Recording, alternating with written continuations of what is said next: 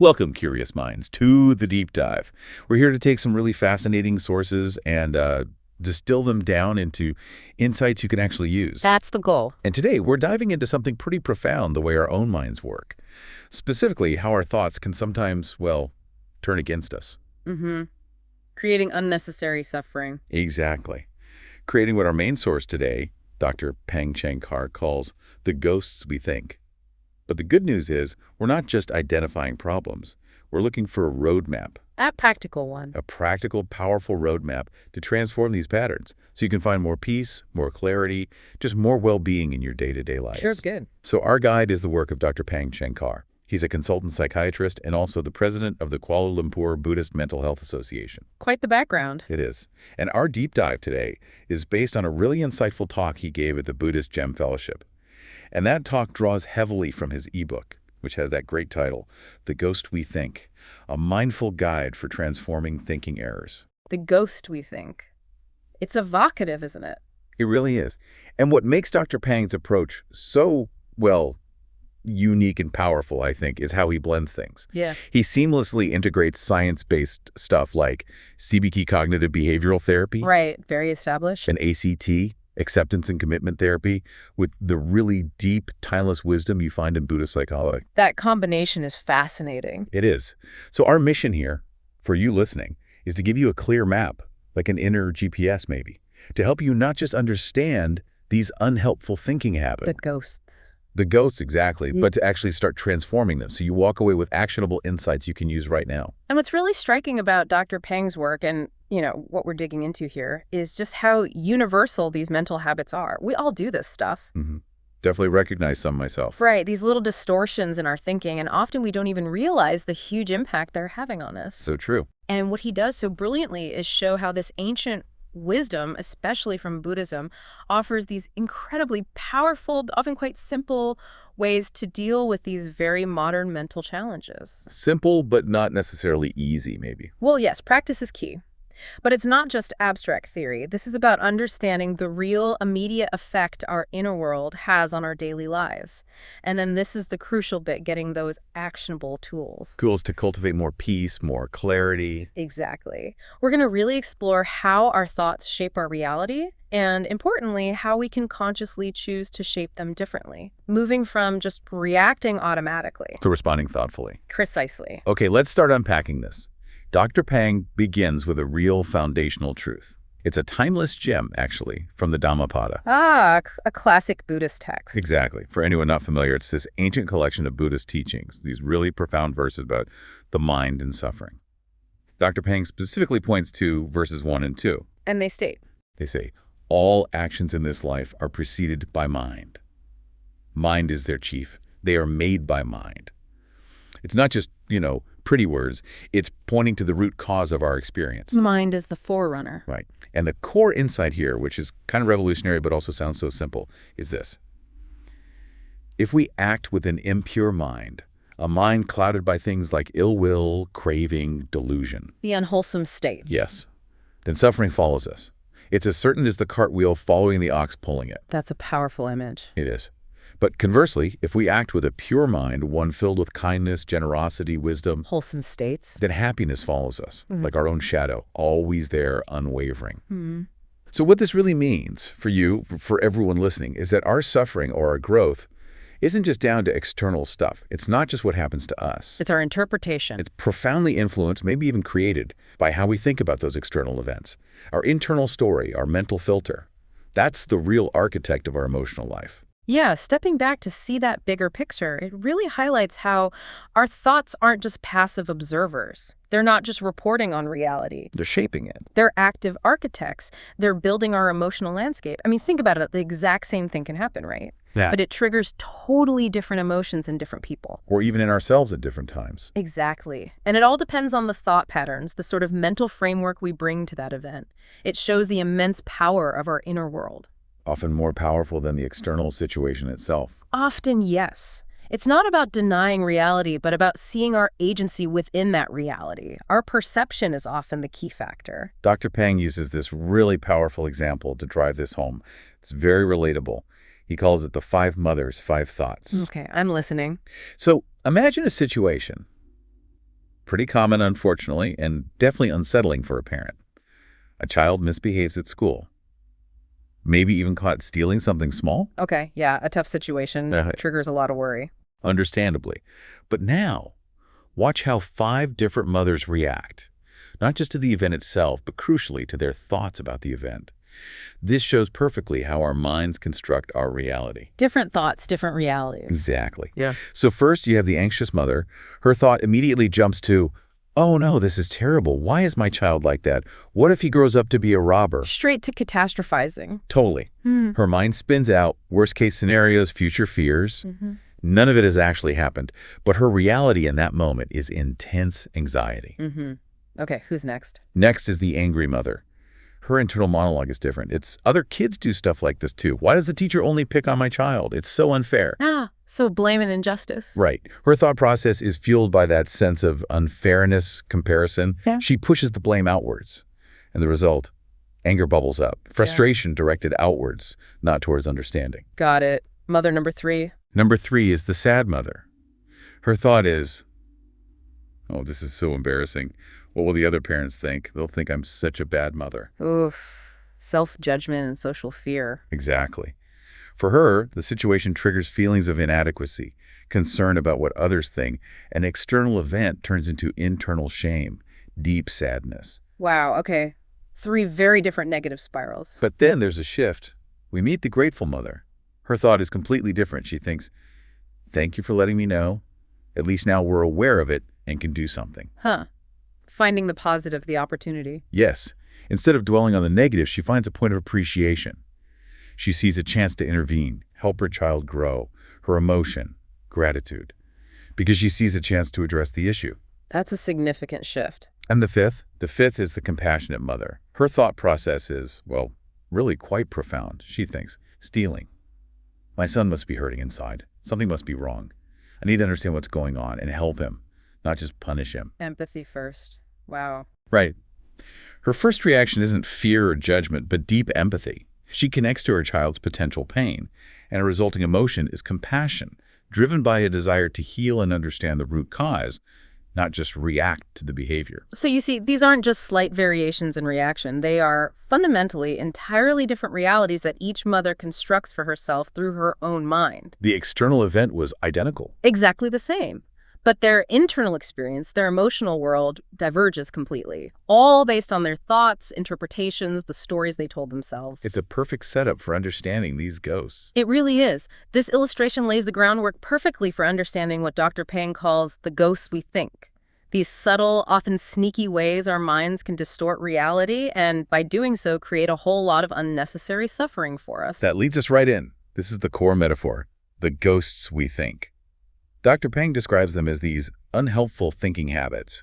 He lists 10 specific ghostly distortions. 10 of them. 10. And they often creep in when we're stressed or under pressure or feeling uncertain. They're like these subtle phantoms that cloud our thinking, steal our peace. And lead us down paths we don't want to go down. Exactly. But the really liberating part, the hopeful part, is that once you start to recognize them, once you can actually name these ghosts, you can start to diminish their power over you. Precisely. Naming them is the first step to taming them, you could say. It starts that crucial process of identifying them, seeing them for what they are. Which is? Not objective truths carved in stone, but specific, often learned mental patterns. By naming them, we start to unmask them. Okay, let's do it. Let's walk through these 10 thinking errors, these ghosts, so you, listening, can start to spot them in your own mind. Sounds good. Let's unmask these ghosts. First up is catastrophic thinking. This is that tendency to always expect the absolute worst-case scenario. Your mind just leaps straight to disaster. Skipping all the more likely, less dramatic outcomes. Totally. Second, discounting the positive. This is where you basically ignore your strengths, your achievements, anything good that happens. You might say it was just luck or no big deal. Which just chips away at your self-worth, right? Absolutely. Third is unfair comparison. Constantly measuring yourself against others and usually finding yourself lacking. You focus on their highlights, ignore their struggles, and feel inferior. The social media trap, often. Very much so. Fourth, mind reading. This is assuming you know what other people are thinking, and it's usually negative, without any real evidence. You haven't checked, you just assume. Like having a faulty crystal ball that only shows bad news. Exactly. Okay, fifth is perfectionism. This often shows up as rigid must and should statements, setting unrealistic, impossibly high standards for yourself or even for others. It sets you up for feeling like a failure constantly. Because perfection is impossible. Sixth, overgeneralization, seeing a single negative event, one mistake, one rejection as proof of an endless, never-ending pattern of defeat. I always mess things up. Never works out for me. Those are classic examples. Seventh is black or white thinking, also called all or nothing thinking, seeing situations in extreme terms only, good or bad, perfect or disaster, success or failure, no middle ground, no shades of gray. Life is rarely that simple, though. It really isn't. Eighth is personalization. This is taking blame and responsibility for things that are actually way outside your control. Something goes wrong and you think, it must be my fault. Even when logically it couldn't be, or involves many other factors. Right. Ninth, emotional reasoning. This one's particularly sneaky. It's believing something must be true simply because you feel it very strongly. I feel anxious, therefore the situation is dangerous. I feel guilty, therefore I must have done something wrong. Letting feelings dictate facts. Exactly. Your intense emotion becomes the evidence, bypassing logic. And finally, 10th, the mental filter. This is where you focus only on the negative details of a situation and filter out all the positive ones, like wearing glasses that only let you see the flaws. So you miss the bigger, more balanced picture entirely. You do. Recognizing these 10, just knowing their names, is that crucial first step towards taking back control and finding more mental peace. And Dr. Phang is quite creative about this. He even wrote a song called The Ghost We Think to help make these concepts stick. A song, that's great. Yeah, it's a clever way to make these psychological ideas more memorable, more accessible. Helps you spot the ghosts when they show up, maybe even with a little tune in your head. Okay, so we have the list of 10 ghosts. What does this actually look like when they, well, pay someone a visit in real life? Oh. Let's move from the theory to a really common, very relatable situation. Make it practical. Exactly. We'll explore exam stress, something many, many people have felt, through the story of a student named Amir. Ah, yes, exam stress, a perfect storm for these ghosts together. This really raises the question, how do these distortions actually show up and feed off each other when we're under real pressure, like Amir? Yeah, it's rarely just one, is it? They often team up. They do. They can create this kind of haunting chorus inside your head, each voice making the others louder, creating this internal struggle that really impacts how you feel, how you perform, your whole well-being. Amir's case will really highlight their combined power. Let's walk through it then. Imagine Amir grappling with the pressure of big exams coming up. Listen closely, everyone, for how all 10 of these thinking errors, these ghosts, might appear in his internal dialogue, creating a really distressing inner world for him. Okay, let's see Amir's ghosts in action. First, Amir might get hit by catastrophic thinking. His mind leaps. If I fail this exam, my life is completely over. No good university, I'll disappoint everyone, my future is ruined. Straight to the absolute worst imaginable outcome. Total disaster thinking, paralyzing him with fear. Then, discounting the positive chimes in. Maybe he got an A on a tough assignment last week, but does he feel good? No. He thinks, that A, just luck. The questions were easy, doesn't mean I actually know anything. Right, dismissing real evidence of his capability, undermining his own confidence right when he needs it. Then comes unfair comparison. He looks around the library, sees others studying, and thinks, everyone else gets this so easily? They're all smarter than me? I'm struggling so much more. Comparing his internal struggles to their external appearance of ease, classic unfair comparison leading to feeling inferior. Next, mind reading whispers doubts. He asks the lecturer a question, and then worries. Oh, they must think I'm so lazy or stupid for asking that. They're probably judging me right now. Assuming negative judgment with zero actual evidence, just his own anxiety talking. And the ghost of perfectionism joins the chorus with its rigid demands. I must get full marks on this exam. An A- is basically failure. No mistakes allowed. Setting an impossible standard. That must and should thinking, creating immense pressure and making any small slip feel catastrophic. Then maybe he makes one mistake on a practice question. Overgeneralization blows it way out of proportion. See? One mistake. That proves I'm stupid. I'm just a failure. I'll fail everything. Always.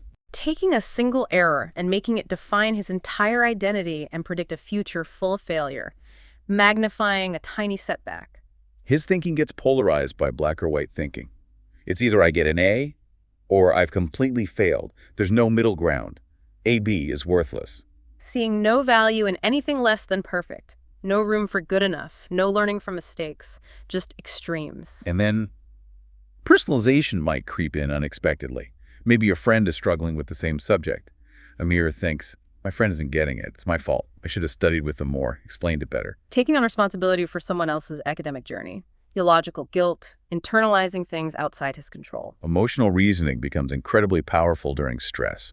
Amir feels overwhelmed, anxious, panicked, so his mind concludes, I feel so anxious and panicked, therefore I must be unprepared. I'm definitely going to fail. Letting those intense feelings become proof of impending doom.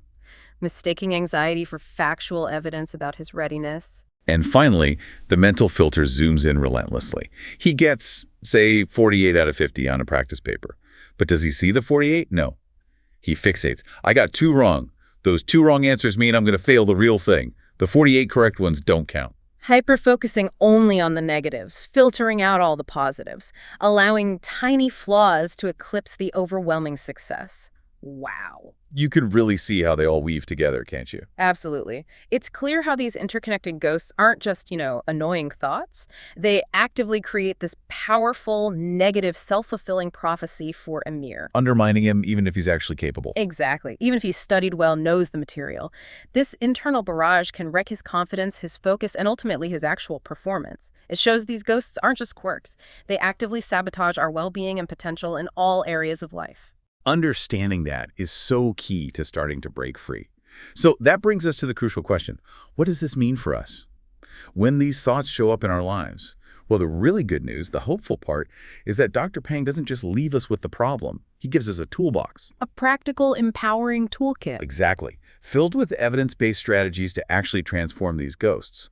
So let's unpack these 8 powerful ways that you can use to regain clarity, find more peace, and actively shift your mental landscape. This section is all about actionable steps. It's where we blend those modern psychological tools, CBT, ACT, with that timeless mindfulness and Buddhist wisdom.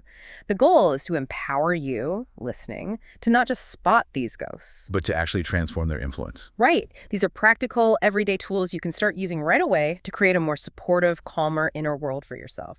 Okay, tool number 1. This starts with recognizing something fundamental, but often overlooked. The powerful link between our body and mind. Specifically, a relaxed body helps calm a racing mind. It's a direct connection, isn't it? They influence each other constantly. When our minds are stressed, caught in those thought loops, our bodies tense up. That fight or flight response kicks in. But it works the other way, too. By intentionally relaxing our bodies, we send calming signals back to the brain. We can actively downregulate our nervous system. So how do we do that practically? Well, there are lots of ways.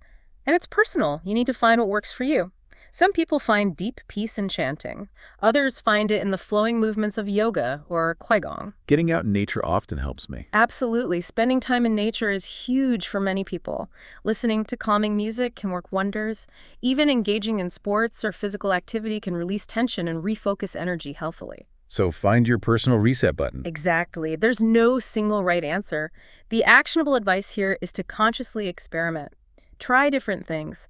Discover what personally helps you return to that state of balance, both physically and mentally. Make it a regular practice to soothe your nervous system. Okay, tool number 2. This tackles that tendency we have to just ruminate. When unhelpful thoughts start circling, we get stuck dwelling on them, right? Lost in that mental echo chamber. It's so easy to get caught there. So the strategy here is about a deliberate shift of attention. Instead of letting your mind endlessly replay negative stuff, worry about the future, or pick apart the past. You redirect that energy. Precisely. You consciously channel your mental energy away from that unproductive rumination and towards purposeful, constructive activity. It's not about suppressing thoughts, but about refusing to get stuck feeding them energy. So engage in something meaningful. Engage in activities that move you towards what really matters to you. It could be a personal project, tackling a chore you've avoided, enjoying a hobby, or contributing to a bigger goal. Anything that feels purposeful. Even small things count. Especially small things. The actionable advice is, identify one small, achievable goal for the day, something you can genuinely make progress on, maybe just for 15-20 minutes. Then take a concrete step towards it. This pulls your mental energy out of the ghost's grip and puts it somewhere constructive. Notice and name the thoughts. All right, tool number 3. This is a cornerstone of mindfulness practice.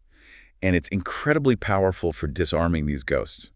It's about becoming aware of your thoughts as they arise. Without automatically buying into them. Exactly, without getting tangled up in their story, without just assuming they're true, just noticing them. This practice of noticing and then naming the thought creates this crucial bit of distance. Suddenly you're not in the thought, you're observing it. It breaks the spell a bit. It really does. You unhook from its grasp. You see it as a mental event, not necessarily reality or part of your identity.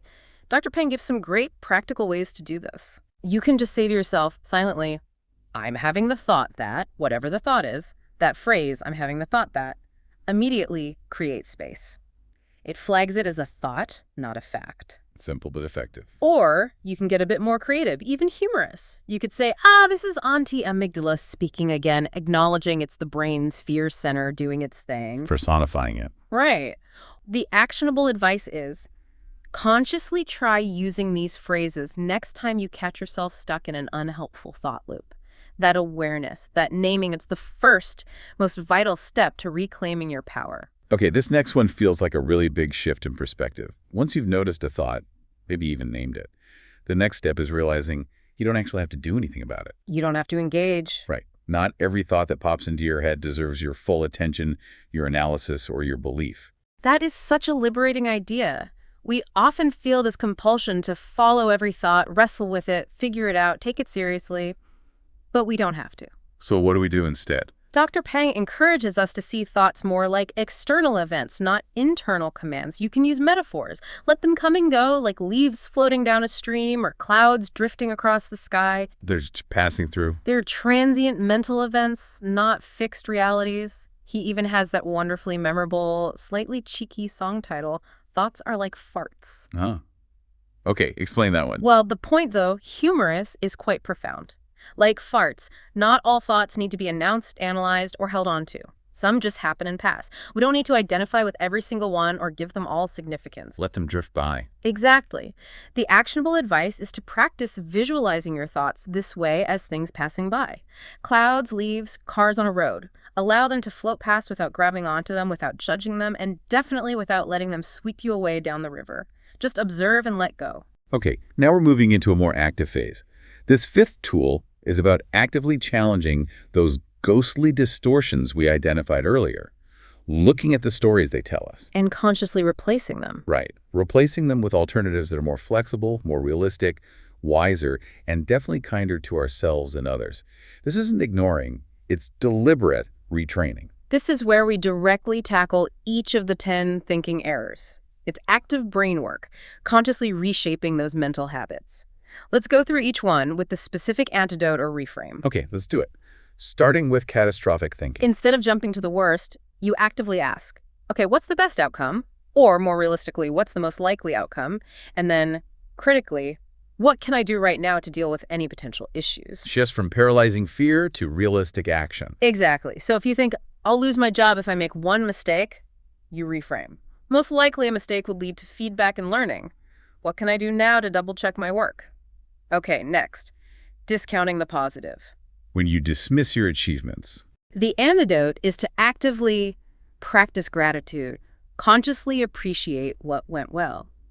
This means deliberately looking for and acknowledging positives, big or small. Let them sink in. Don't brush them off. So if you think that compliment was just politeness, you reframe. I appreciate the positive feedback. I worked hard on that, and it's nice that it was noticed.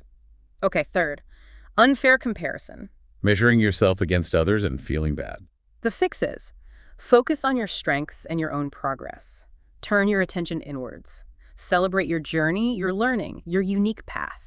Stop the external race. So instead of their life looks perfect online, it's I'm focusing on my own goals and appreciating the progress I'm making in my own life.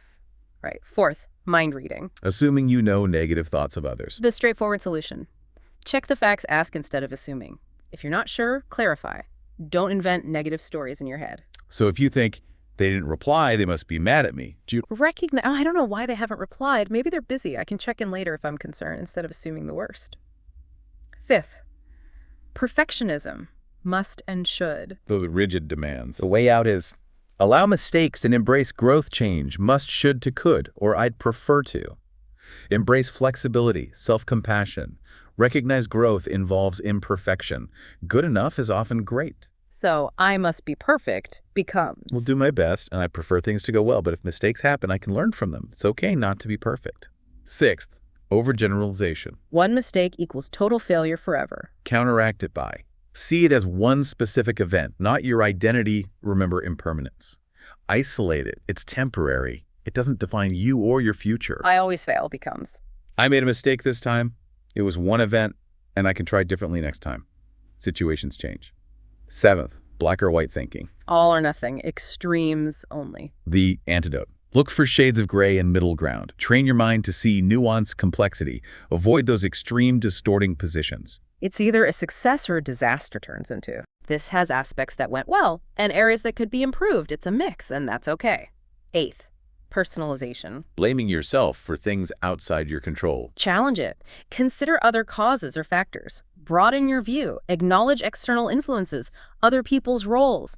Take only what's truly yours. The team failed. It's all my fault. Could be reframed as. Many factors contributed to this outcome. What part was genuinely mine and what was due to other circumstances or people?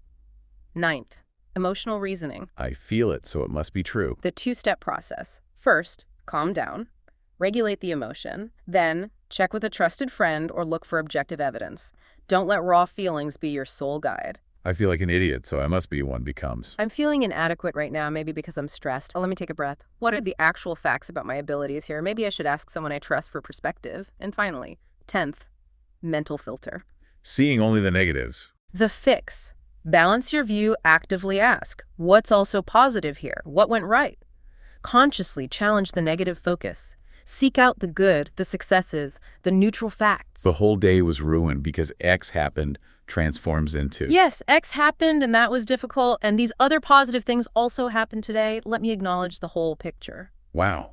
That's a comprehensive toolkit for challenging each ghost directly. Yeah. It really is about actively retraining your brain, isn't it? One thought at a time. Absolutely. It's a continuous practice. But every time you apply these reframes, you're strengthening those new, more helpful neural pathways. You're building mental resilience, literally rewiring for more helpful ways of thinking. Okay, so we're learning to challenge the thoughts. Yeah. What about understanding our deeper reactions? Stopping ourselves from just getting swept away when we feel triggered. Dr. Phang offers another tool for this, right?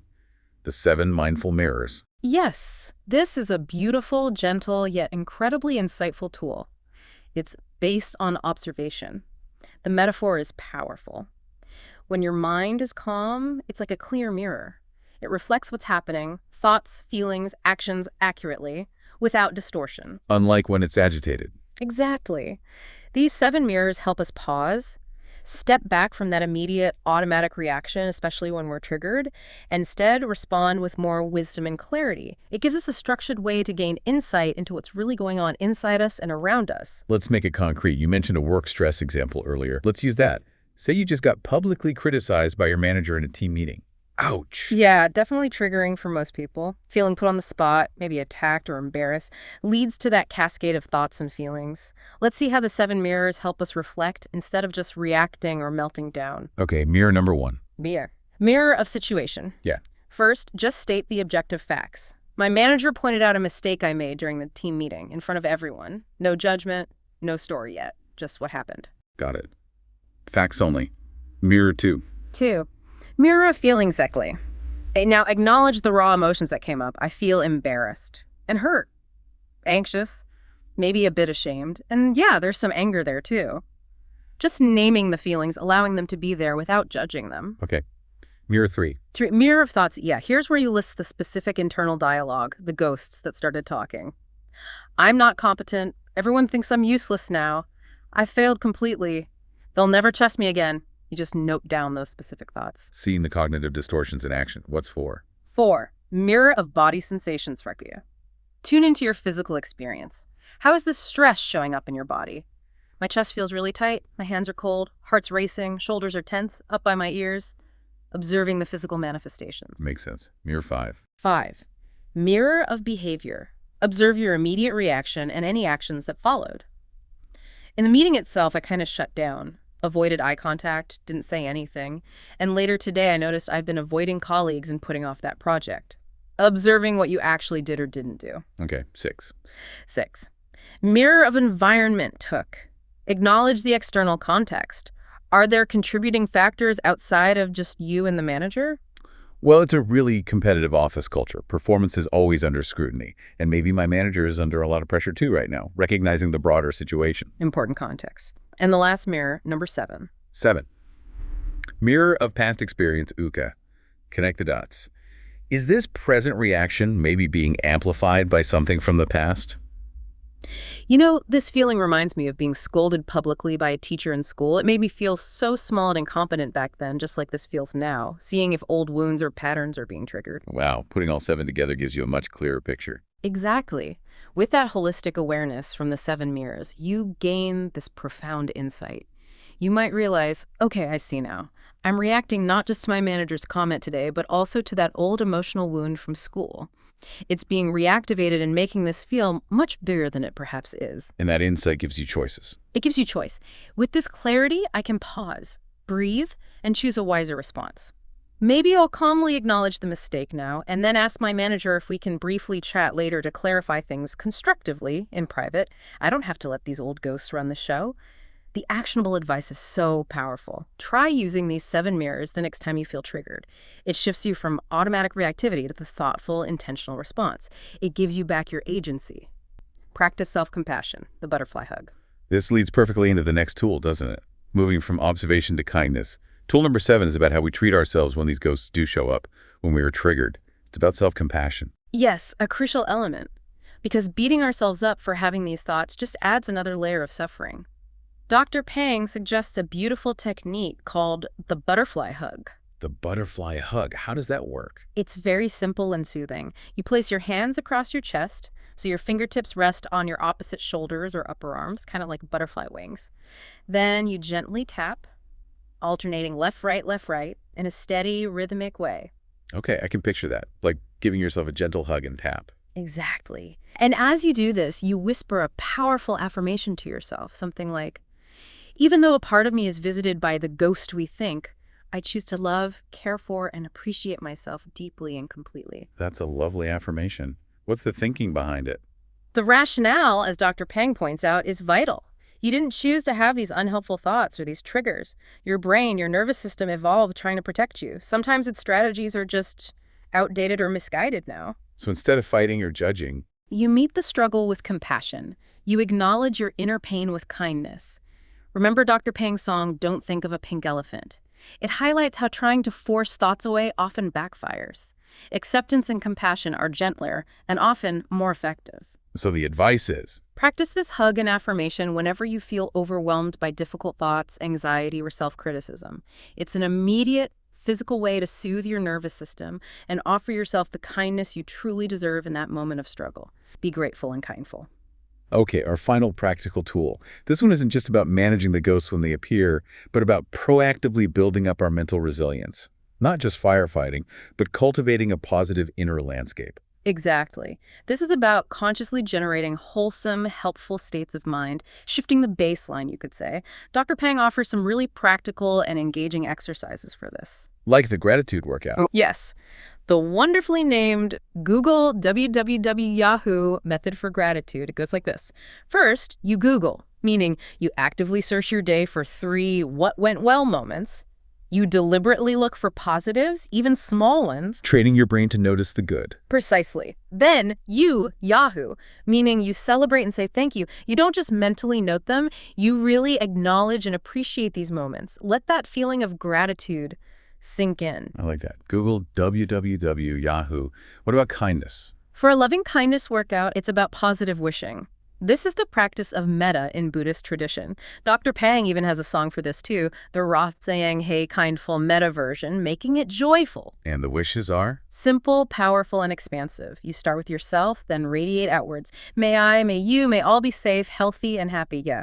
You repeat this wish, genuinely directing it first to yourself, then to loved ones, then neutral people, even difficult people, and finally to all beings. That sounds like it could really shift your perspective. It absolutely does. Dr. Phang calls this kindfulness, kind awareness. This practice actively nourishes feelings of joy, compassion, connection.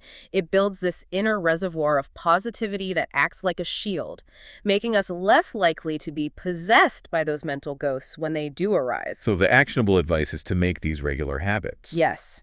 Integrate these gratitude and loving-kindness practices into your daily routine, even just a few minutes. Over time, you'll find your mental landscape gradually shifting towards more joy, resilience, connection, and genuine inner peace. Wow, okay.